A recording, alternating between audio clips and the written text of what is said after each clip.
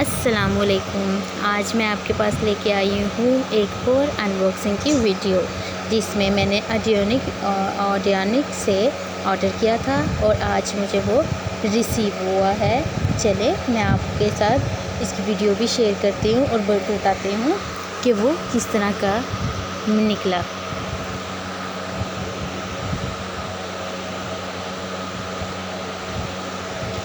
ये मैंने online Audionic company से ऑर्डर किया था और तकरीबन मुझे 1 वीक में रिसीव हो गया है।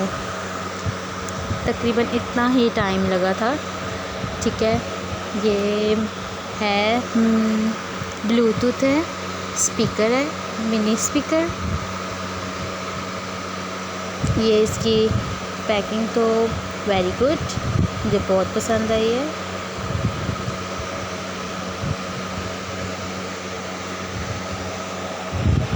ठीक है, आगे मैं देख रही हूँ। ये स्पीकर, ये इसका बॉक्स, ये देखें दोस्तों।